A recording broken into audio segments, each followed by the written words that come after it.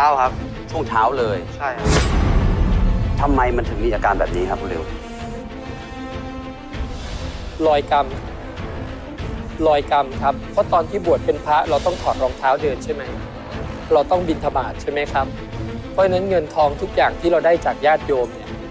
มันเป็นรอยที่เราเดินตามรอยเท้าของพุทธองค์เพราะฉะนั้นในขณะที่คุณเดินแล้วคุณหยิบเงินออกมา แล้วก็ให้คนที่คุณรักที่สุดเนี่ยต้องไปทำแท้งฆ่าลูกตัวเองมันคือรอยกรรมครับเพราะฉะนั้นอะไรที่จะทรมานที่สุดในคนทำบาปคือการอยู่อย่างตายทั้งเป็นการอยู่อย่างป่วยที่เป็นโรคหาสาเหตุไม่ได้ส่วนบาปจากการทำแท้งไม่มีใครแก้ได้ครับตรงนี้ขอให้ตั้งใจก้มหน้าก้มตาชดใช้กรรมไป แล้วสิ่งที่เคยทำกับแฟนเขาต้องไปขอโทษต้องไปขออะไรไหมฮะ ต้องขอโทษโดยอย่างยิ่ง 1. ผู้หญิงคนหนึ่งที่รักคุณหมดหัวใจ คุณใช้ความรักของเขาในการทำให้เขาเป็นทุกข์คุณโชคดีนะ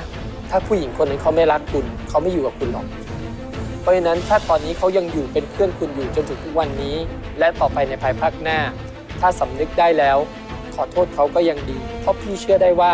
บาปในใจที่เขาต้องไปฆ่าลูกตัวเองเนี่ยจนถึงวันนี้เขาหลับตาไม่ลง